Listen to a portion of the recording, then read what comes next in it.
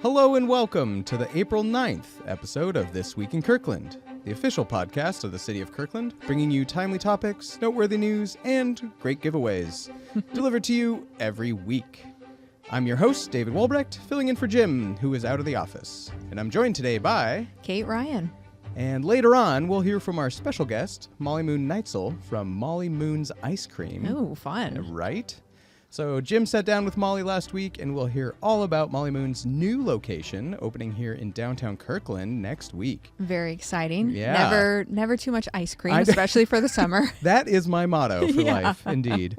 But before we get into all of that, here's what's going on this week in Kirkland. It's time to apply for the city's boards and commissions. Kate, how might people go about doing that? Yeah, well, if you're looking for ways to make an impact in the city that you love, then you might consider applying for a city advisory board or commission. Mm-hmm. So now these groups advise the city council in specific areas of scope, right, David? Mm-hmm. That's right, yeah. And they hold they hold meetings and public hearings similar to a council meeting. Yeah. And they're advisory bodies to the council. Mm-hmm. This year, there are seats available on several of the boards and commissions for both adults and youth. And I kind of just want to call them out in case it, yeah, for sure, interests people. So we've got Civil Service, Design Review Board, the Park Board, Planning Commission, Salary Commission, Transportation Commission, and Tourism Development Committee. Yeah. It's quite a list. Yeah, so, quite a I mean, list. if you're interested in any of those topics, then apply. You can learn more and apply on the city's website. Applications are due April 29th. Mm-hmm. In addition to those applications being due, April is also Distracted Driving Awareness Month. David, any tips you can share to steer us towards safety? Indeed. So when you're behind the wheel, your only job is to drive. Stay alert. Keep your eyes on the road and watch for people walking or biking. Now, that means you shouldn't be scrolling through apps while driving. It's super distracting, super easy to just think, well, I'll just kind of take care of this really quick, and it's okay. I mean, I'm guilty of it too. But please just set your route, playlist, or podcast before you go, and then drive. That's a great tip. It's also recommended to avoid eating while driving. It takes all of us to make streets safer. Thank you for driving attentively and doing your part to share the road safely. And this public service announcement brought to you by Kirkland Police Department. Nice. And while you're out driving safely, National Pet Day is coming up this Saturday, April 11th. So besides giving pickles and pumpkins some extra love, Kate, how else can pet parents celebrate the day? Definitely get that extra love in. National Pet Day is a great time to celebrate the pets that are part of our families by making sure that they're protected even if they get lost. Licensing your pet is required in Kirkland and is one of the easiest ways to help them get home quickly. If your pet is found, then a license helps our animal control connect them back to you without delay. If your pet isn't licensed yet, or if your information has changed, now is a good time to take a few minutes to get it done. Learn more or license your pet at kirklandwa.gov/petlicense. Thank you, yeah. And hey, it's that time of year again. The Senior Council's annual art show is coming up. Ooh. And they are looking for art submissions. David, how can folks get involved in the show? We'll hear all about this. Our special guest will actually be some prior award winners for the Senior Art Show. Very cool. Yeah, and every year Kirkland celebrates art and ageless creativity with the Senior Council's 16th, that's this year's 16th annual art show at Merrill Gardens. Artists age 50 and older who wish to participate can submit up to 2 pieces of artwork. These can be in categories such as oils and acrylics, watercolor, pastels and drawing, photography, and quilts, as well as a very special category, other media. Very nice. Yeah. So however you like to express yourself. Indeed, yes. Applications are due May 29th. And participants can deliver their art to Merrill Gardens on June 4th. And again, we'll hear all about more details next week. So the last meeting of the Kirkland City Council was on Tuesday, April 7th. Here's some of what happened. During the business agenda, Council received a briefing and provided direction on a new neighborhood plan amendment request process. Council also adopted zoning code amendments for minimum parking requirements to comply with state law. Council reviewed a draft resolution on how the city can respond to federal impacts. And they adopted draft policy principles that will help guide the next 6-year capital improvement program. Council also authorized the acquisition of the Perrin property for the Public Works Maintenance Center expansion project. Prior to the business agenda, during the study session, the council held a joint meeting with the Human Services Commission and received a presentation on the peer review of the Upper Highlands water pressure project work. That's a lot they covered. Yeah, indeed. And of course, council meetings are streamed live on the city's YouTube channel, Facebook page, and on the city website. That's right. If any of those topics interest you, you can go back and check out the discussion. Exactly. And hey, spring is a time when lots of people turn their attention to landscaping. That's right. So, David, say a Kirkland resident is thinking about taking down a tree on their property. How do they know what the rules are? Yeah, that's right. It's no secret that our community loves trees. Yes. And so it makes sense that there are some rules and regulations when it comes to removing them. Yes. So the city has a really handy interactive tree permit guide to simplify the process for navigating tree regulations and submitting permits. This user-friendly tool provides guidance on what regulations apply to your property and walks you through the permit submission process. You can filter through private land, wetlands, hazards, and more to find the best fit for your situation. So we'll provide a direct link to the tree permit guide in the show notes. Awesome. And whether it involves a tree or not, one way to make the most of a residential property is to add an accessory dwelling unit, or ADU. Kate, I hear there's a way to save some money on both design and permitting? That's right. Building an ADU can be daunting because it's a serious time and financial commitment, but it's one that can pay off. The city of Kirkland has been working to support and streamline the process of building ADUs to create more affordable housing in the area and strengthen the community. Thanks to a growing gallery of pre-approved ADU plans submitted by architects, designers, and builders, homeowners don't have to start from scratch. The designs are complete, so you can just pay a license fee, then work with the designer to adapt it to your property. This means saving time and money before construction begins. We'll provide a link to the gallery of pre-approved plans in the show notes. Yeah, so cool. And we've got a few events coming up. The last week of Wheels and Reels Winter Drive-In movie series is this Saturday, April 11th at Juanita Beach Park. Oh, the last one? That's like the turn from, winter into spring. That's right. You stop driving in and actually then come out and, over the summer you can watch them in the park. And we'll be showing Mufasa, the Lion King. It's playing on a giant Jumbotron 17-foot LED screen. Parking lot opens at 6. Movie starts at 7 p.m. Registration is $20 per vehicle and is required in advance. Fun. And on April 18th is Day Out for Autism. That's happening from 10 a.m. to 2 p.m. at Marina Park. Hosted by the Washington Autism Alliance, this family-friendly resource fair and 3K walk aims to expand access to healthcare, education, and essential services to individuals and families impacted by autism. Looking ahead, the next Conversation with the Council event is scheduled for Tuesday, April 28th from 12 to 2 p.m. at the Lake Washington Institute of Technology. And a reminder, this is a BYOT sort of event. Bring your own topic. So clever. Yeah. So no agenda, no presentations. Just stop by and connect with council members and your fellow community members. Share ideas, ask questions, and light refreshments are provided. And a reminder that we always have links and more info in the show notes for all of our items. That's right. And that brings us to our special guest, which, as I noted before, was actually recorded last week. So without further ado, welcome Molly Moon Neitzel from Molly Moon's Ice Cream. And in case you haven't heard it, Molly Moon is in town. Yeah, we are opening our 12th location 12. on April 12th here in boom. Kirkland, Washington. 12 for 12, Mike. Yeah. 12 for 12. And you are right downtown? Yeah, we are going to be on Central Way right next door to Moss Bay. Molly, can I say I go downtown all the time, and I see the pictures on your shop. Okay. It makes me really hungry. Awesome. So I've been waiting for this April 12th day. Me too. You know, you see the pictures of the ice cream, and we know that ice cream well. Yeah. It's amazing. It's been a long time. Those pictures have been up. Sorry. We've been That's really okay. teasing you guys. Yes, we've been appropriately or necessarily teased, or sufficiently, I should say. Yeah. But now the moment is upon us. Yeah. So we're going to talk all about that and your story. And maybe we should jump right into that because, as you know, there's now 12 Molly Moon establishments. How did all this get started?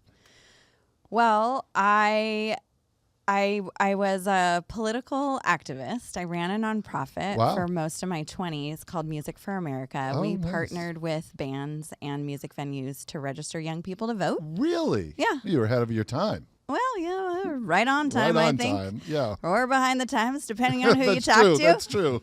And I loved that work for all my 20s. I saw like 200 concerts a year. Wow. For most of my 20s. But most of my job running the organization as the executive director was to ask rich people for money, Yeah. which got pretty tiring. Yeah. And after a long time, I got tired of that and was like, I think I want to try to do something in the for-profit space Yeah. where I'm making money but feeling really good about how the money's being made. Yeah, and wanted to sort of bake my progressive political values into a business and like try to see if a business could be profitable and do all the right things. So I just kind of started working on a business plan, and I had worked at an ice cream shop for 4 years in college. Oh, nice. And knew all the parts of the business. Yeah. I'd made ice cream, I'd run shifts, I'd written schedules for employees. So I got to work on a business plan in 2007. So you kind of knew the nuts and bolts of that. Yeah. First, there is so much in there that is part of a success formula. And we had been chatting prior to the show about our pitch competition, which we just had for entrepreneurs. We Yeah. had like an 8-week Yeah. program. Maybe in a future date, we could dive in a little bit into all of that, the motivations and how you. Yeah, would love to. That would be so great. Yeah. So, but to be clear, you designed that nonprofit too. Is that right? Yeah, with some co-founders that I met on the Howard Dean blog Oh, is that in right? 2003. That's very entrepreneurial. Oh, you know, Yeah. kids. We don't know what we're doing. That's We just do stuff. There's a great message there Yeah. too. Yeah. Okay, so you have this idea, you have experience, you know a good amount about the ice cream business. What happens next?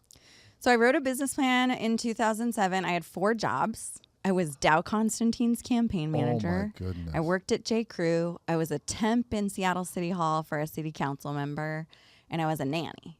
And so I had like 3 free hours every Oh, Tuesday my morning. goodness. Yeah, that's right. Right? So I worked on my business plan every Tuesday morning for 3 hours for about 8 or 9 months until I felt like it was solid. What a story. I used a program called Business Plan Pro that came on a CD that Yeah, I bought for that's $100.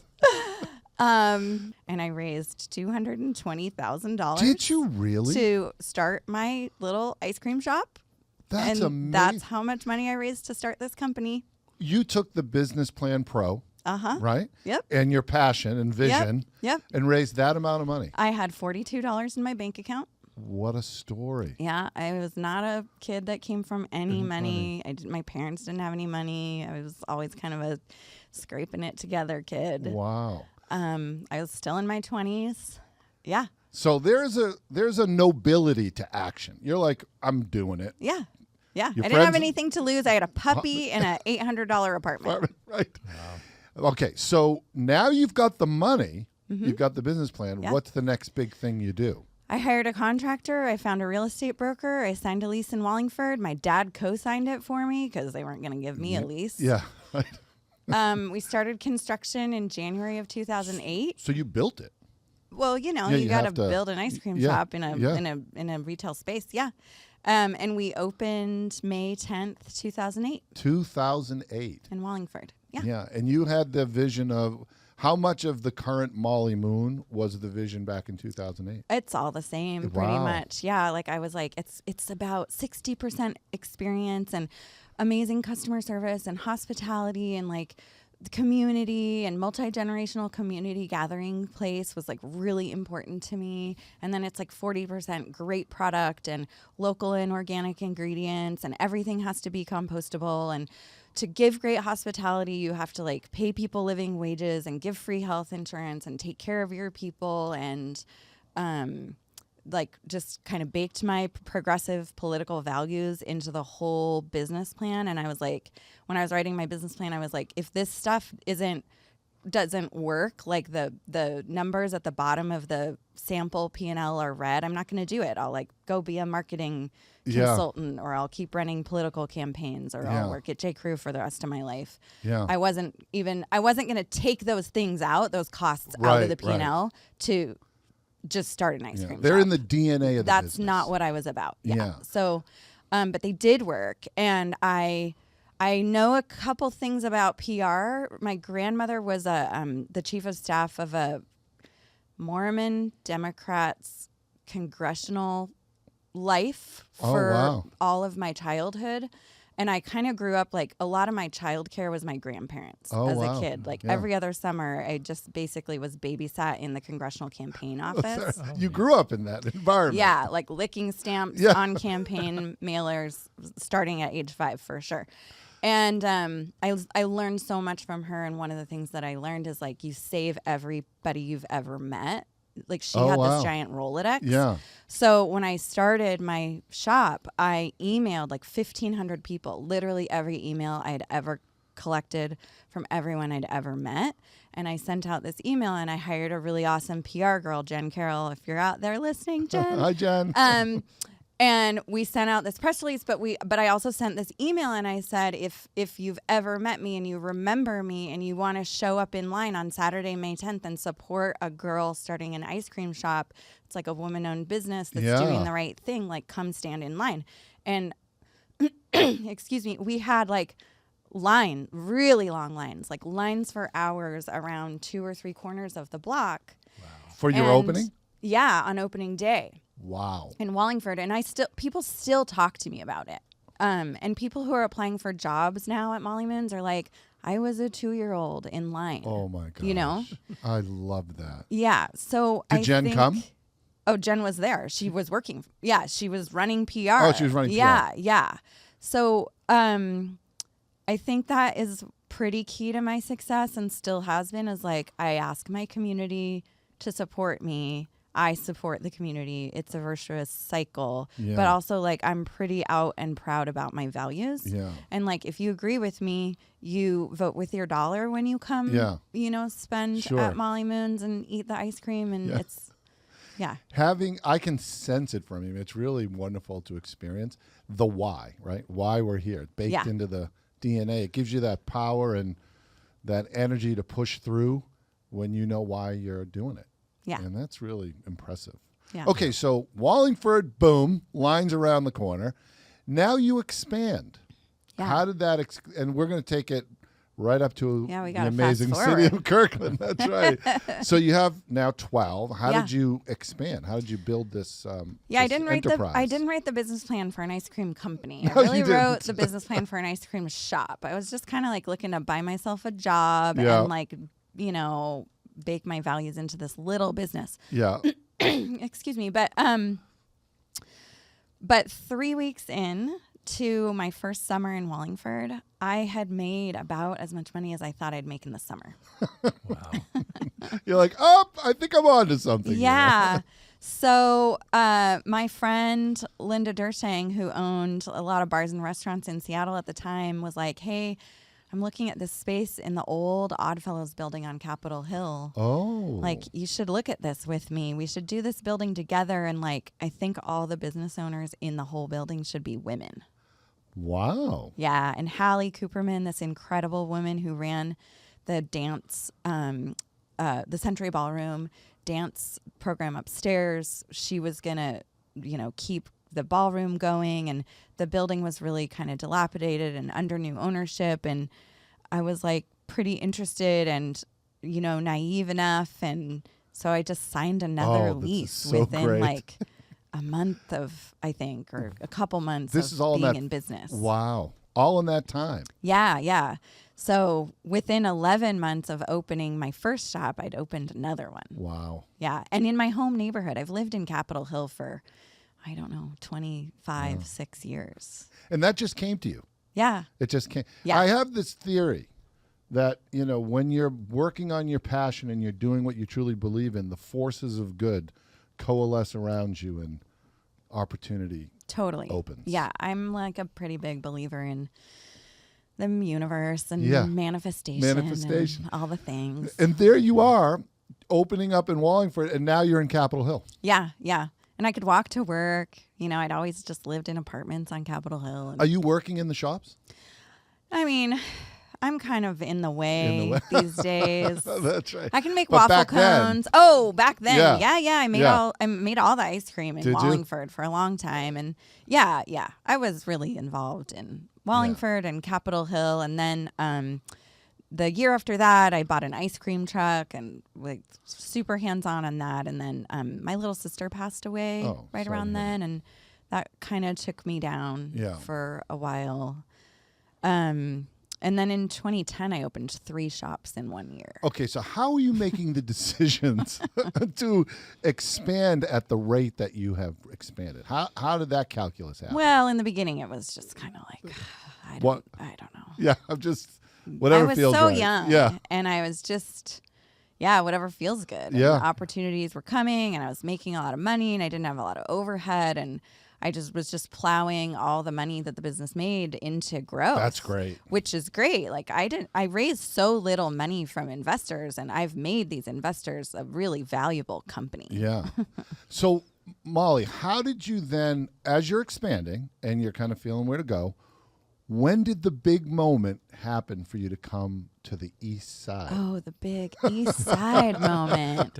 Well, it was sound effects. It was 10 years ago because our Redmond shop is about to turn 10 years this month, awesome. later in April. Yes. Yeah, so we opened in Redmond, in downtown Redmond, at Cleveland and Leary about 10 years ago. And that shop has been one of our most successul shops. Has it? Yeah. Yeah, it's a great shop. I've been there. It's really cute. times. And we just did a little remodel. Oh, did you? We're actually going to have a party there this is kind of the first place I can say this. Boom. Friday night, April 24th, we're going to reveal a new mural by our amazing friend and artist, Jennifer Ament. She did this incredible mural for us in the Redmond shop, and we're going to have a party, and we're going to have DJs. Oh, nice. And one of our investors is a great DJ, and another special guest DJ that I'm not going to announce right now. But Friday night, April 24th, and everybody's welcome. It's going to be open to the public. And you heard it here first. Yeah. This Week in Kirkland podcast listeners. Yeah, party in Redmond. But more importantly, opening day in Kirkland. Let's talk just a little bit about the details of that. Please. So usually we're now in Kirkland. Yes. We're open noon to 11 every day. Yes. But on opening day in Kirkland, we'll open late. We always give ourselves a little breather. Yes. So we're going to open at 3 o'clock. But the special thing that we do every time we open a new ice cream shop is from 3 to 5, ice cream is free for kids. Really? Yeah. We love free things on the podcast. Yeah. So I'm a kid at heart. Yes, that's right. So for How are we kids- defining kid?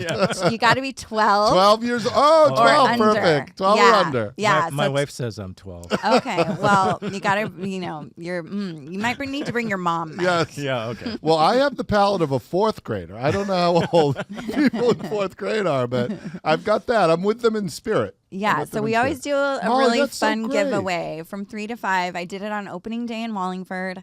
I've kept this tradition going, so there should be kind of a long line, but we'll have some like temporary tattoos and stickers to give out while kids are waiting, and we'll do free scoops for the first 2 hours. And the cool thing about this shop in Kirkland is it has like 5 French doors across the whole front of the shop, and a pretty big patio out front, and a lot of seating, like indoor outdoor seating. Nice. It's a really cute spot. It's so close to the water. I'm just really, really excited to welcome the community. And we are the best city. I've heard.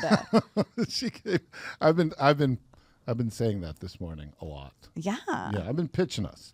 And the summertime in downtown Kirkland, we got the water right around the corner. Yeah. It's going to be amazing. So we'll probably have in the title of the show, free ice cream, kids. Yeah. 3 to 5. We'll be 3 to 5. Yeah. We'll be contributing to that line, which is probably going to go all the way down to Marina Park at this point. Okay, so those are the logistics for the opening of the show, and of the shop. And like I say, not a moment too soon, because those of us that love your ice cream and seeing those images for the period of time that we have seen them, we are now ready. Yeah. To have ice cream. Yeah. Okay, so We're ready to. So Molly, I can't help myself. I've crafted a few fun questions. Okay. I love fun. Fun questions. Okay, that's what we're all about fun here, right? Silent Mike? Yep. Yes. Okay, so here we go. Question number 1. What's the one flavor that defines Molly Moon? And broadly, however you want to define it. I think most people would say salted caramel. Oh, tell us about that. Yeah, so when I made salted caramel, when I tested out and wrote my recipe for salted caramel really wasn't much of a thing. Ooh. Definitely in the ice cream world in 2008. It was not. No, like people weren't really, it just wasn't really a popular flavor. And when I opened, no one had really heard of salted caramel ice cream. People were like, what's that? But it quickly... People used to talk about it like a drug. And my first few years, it was actually almost 30% of my total sales. 30%? Yeah. I had 14 flavors, but about a third of of our total sales were just salted caramel. And yeah. You did not see that coming? I didn't. I knew it was going to be really popular. And it's really, really salty. And still to this day, when people ask for salted caramel, we make sure that they've had it before. We give them a little taste. And we're like, have you had our salted caramel? Because you can go anywhere now and get salted caramel. It's a very popular flavor. But when I have salted caramel anywhere else, I'm like, is there salt in this? Yeah. Like compared to ours. But the fun thing about salted caramel still is it's not anywhere near 30% of our sales these days, but pregnant women, they love it. It's still the go-to. It's still the go-to. It's the go-to. And I love that. Yes. Well, what inspired you to do the salted caramel in the first place? Did you have a good salted caramel experience somewhere else? I did. Yeah. I had a pretty amazing salted caramel ice cream in San Francisco. Yeah. You have those moments of boom. Yeah, totally. I'm going to do this. Yep. Okay, so not including salted caramel, is there a flavor that was unexpectedly popular that you didn't see coming? Yeah, I can't remember what year this was. It was a long time ago now, maybe 8 or 10 years ago. Yeti. Yeah.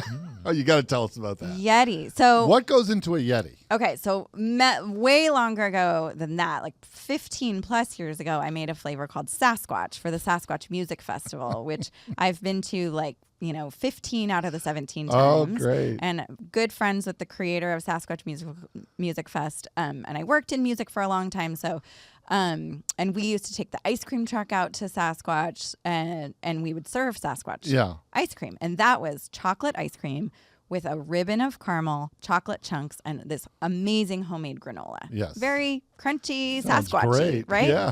Yeah.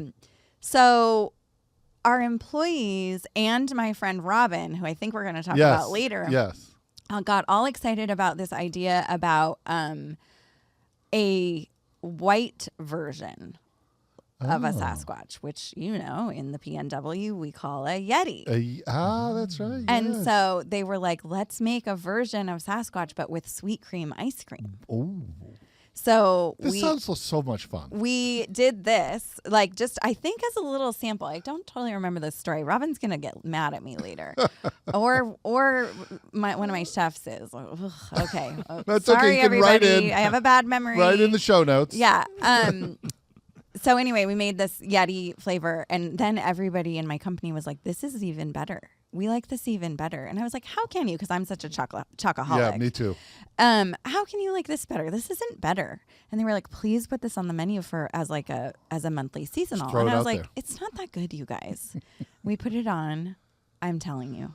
Boom. Sales through the roof. Wow. People loved it so much. And then of course I look at sales numbers for seasonals, and that is what determines what becomes an always flavor. Right. And it was such a good seasonal. It was so clear. We had to knock something off that was a low sales always flavor and make this a always flavor. And so it's been an always flavor for a long time. And it's even a grocery store flavor, which are like our top 7 sales. Wow. Yeah, so you can get it in the grocery store. Yeah, wow. You can get it at all of our shops. It's one of our most popular flavors. It's so funny. It's crunchy granola, very PNW, Yeti. Molly, this sounds like so much fun. Like you guys are, I know all businesses are hard. We have fun. You have fun. This is very This Week in Kirkland podcast friendly experience. Oh, yeah. So this is, you're thinking it's very creative. Yeah.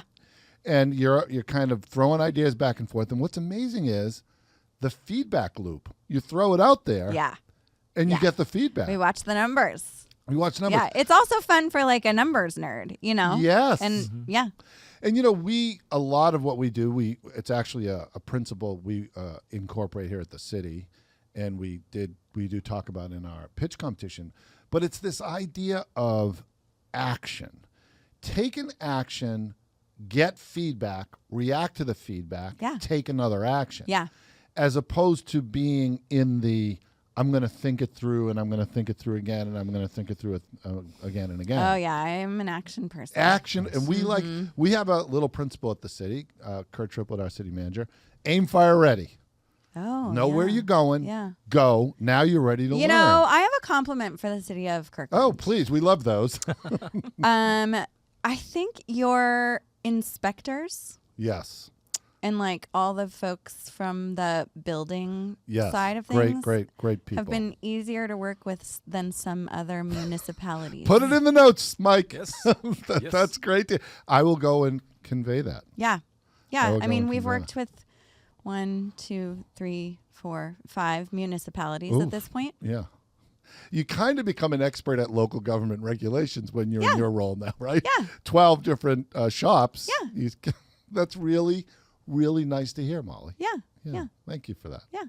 Yeah, and this whole, and even your going back to when you started, it was very, I'm going to do my business plan. My friend's off to Yale. I'm off to the world of experience. Do it.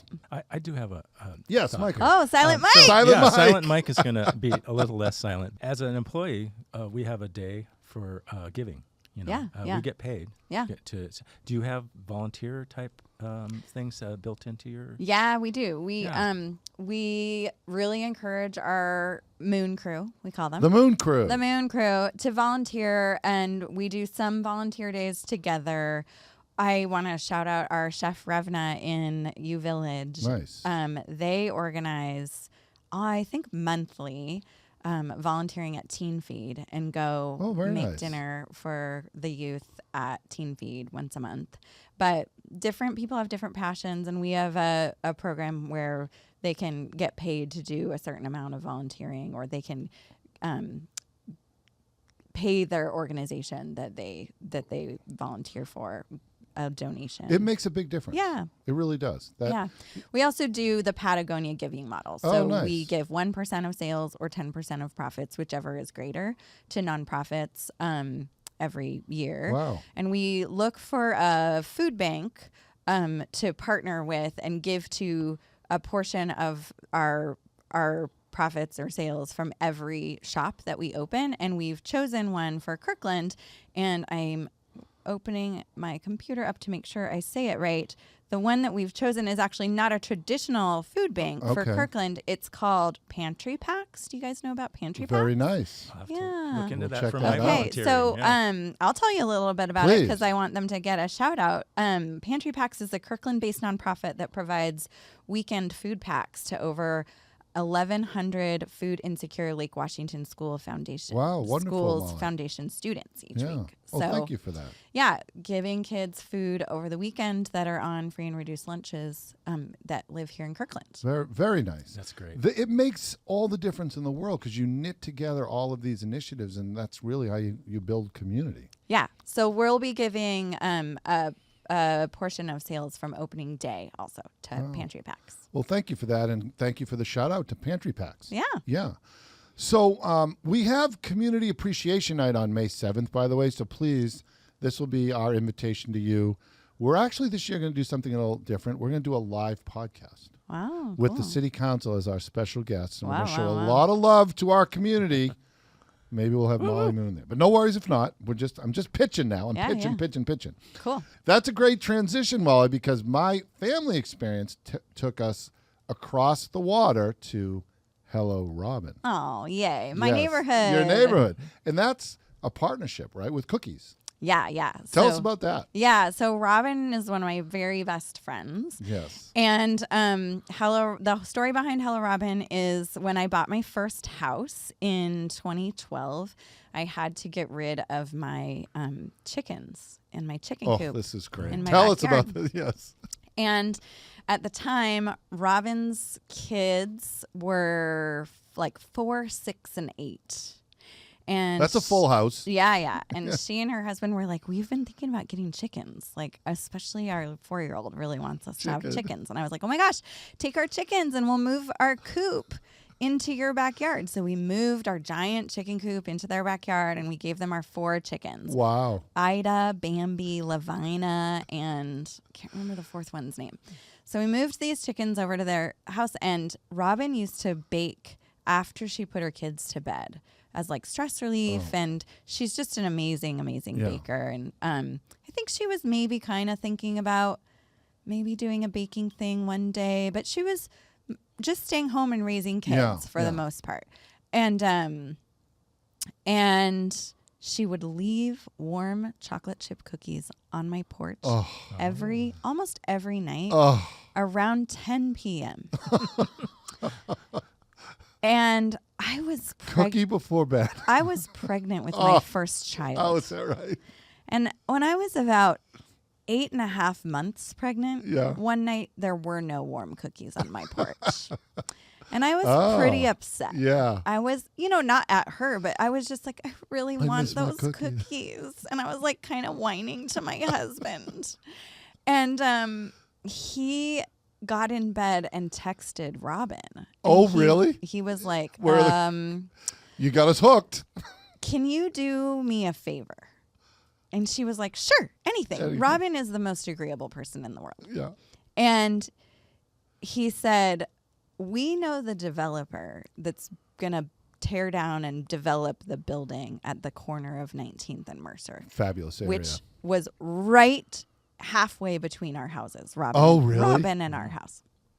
And she goes, and he goes, will you just put a cookie shop in that building and we'll introduce you so that we don't have to wait for you to put cookies on our porch? That's for reals. This is a real story.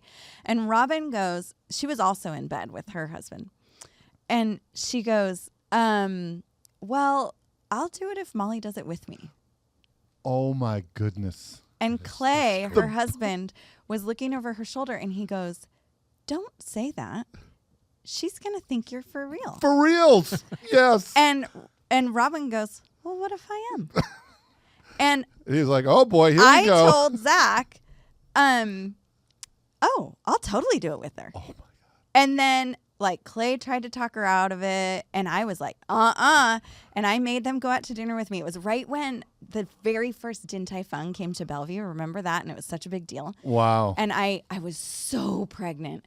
And I was like, we're getting dumplings and I'm going to talk them into this. And I remember we went to dinner and I sat right across from Clay because I knew Robin would do it, but I needed to talk Clay into it. And I told Clay exactly the numbers that I thought they would do in their first year of business. I was like, this is what you'll do in sales, and I think this is how much money you'll make in profit, and you will make the neighborhood so happy. And Robin is already the mayor of Capitol Hill. She knows everyone, and you can just build it exactly like your kitchen at home, but Robin will just hold court, and it's exactly what she does. So great. And I convinced him, and they did it. And they use my ice cream, which is awesome, but it is their thing. And they've been so successful. Now they have 3 locations. They have one in New Village and they have one in Bellevue. Wow. And they are rocking it. And I'm so happy for them. That's and the origin story. Yeah. And their kids are now like 2 are in college and 1 is at Garfield. Wow. Yeah. And you make the ice cream right there? We bring them their ice cream. You bring them their ice cream. We make their ice cream in Bellevue. In Bellevue.